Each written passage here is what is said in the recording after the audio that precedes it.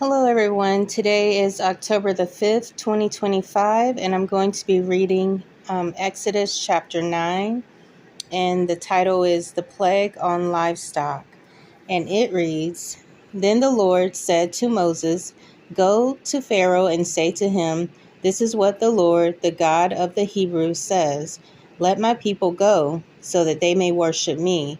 If you refuse to let them go and continue to hold them back, the hand of the Lord will bring a terrible plague on your livestock in the field, on your horses and donkeys and camels, and on your cattle and sheep and goats. But the Lord will make a distinction between the livestock of Israel and that of Egypt, so that no animal belonging to the Israelites will die. The Lord set a time and said, Tomorrow the Lord will do this in the land.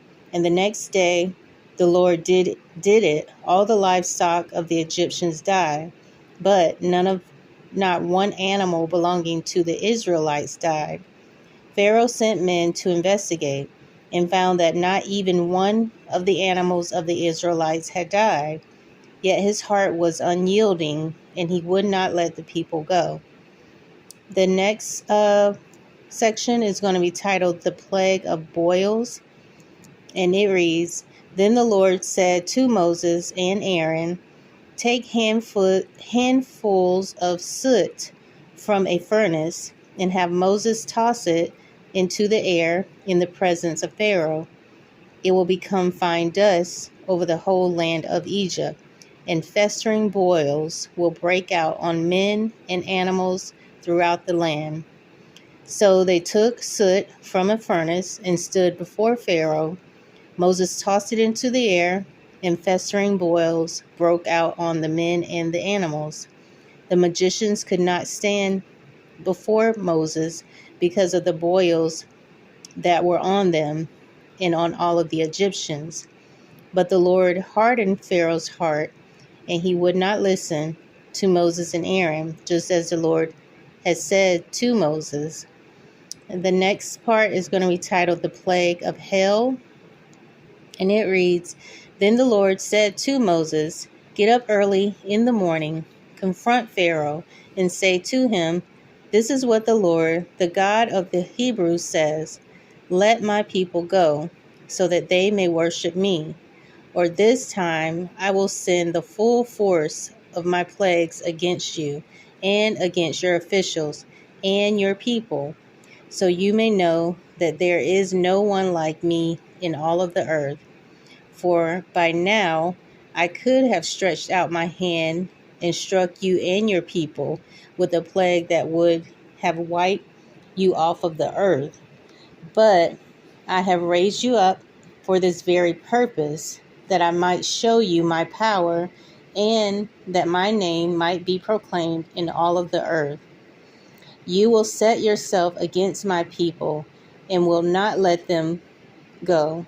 Therefore, at this time tomorrow, I will send the worst hailstorm that has ever fallen on Egypt, from the day it was founded till now. Give order now to bring your livestock and everything you have in the field to a place of shelter, because the hail will fall on every man and every animal that has not been brought in and is still out in the field, and they will die. Those officials of Pharaoh who feared the word of the Lord, hurried to bring their slaves and their livestock inside. But those who ignored the word of the Lord left their slaves and their livestock in the field. Then the Lord said to Moses, Stretch out your hand towards the sky, so that hail will fall all over Egypt, on men and animals, and on everything that is growing in the fields of Egypt. When Moses stretched out his staff towards the sky, the Lord sent thunder and hail and lightning flash down to the ground. So the Lord rained hail on the land of Egypt. Hail fell and lightning flashed back and forth. It was the worst storm in all the land of Egypt since it had become a nation. Throughout Egypt, hail struck everything in the fields, both men and animals. It beat down everything growing in the fields and stripped every tree. The only place it did not hail was the land of Goshen, where the Israelites were. Then Pharaoh summoned Moses and Aaron. "This time I have sinned," he said to them. "The Lord is in the right, and I and my people are in the wrong. Pray to the Lord, for we have enough thunder and hail. I will let you go.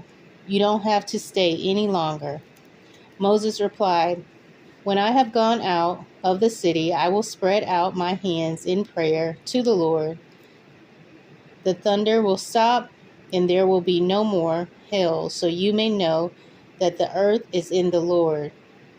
The earth is the Lord's.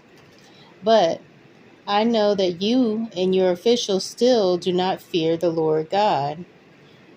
The flax and barley were destroyed, since the barley had headed and the flax was in bloom. The wheat and the split, however, were not destroyed because they ripened later. Then Moses left Pharaoh and went out of the city. He spread out his hands towards the Lord. The thunder and the hail stopped, and the rain no longer poured down on the land. When Pharaoh saw that the rain and hail and thunder had stopped, he sinned again. He and his officials hardened their hearts. So Pharaoh's heart was hard, and he would not let the Israelites go, just as the Lord had said through Moses. So that is the end of Exodus chapter 9. I will pick up in chapter 10, and that will be titled The Plague of Locusts. So I hope you'll join me again. Thanks.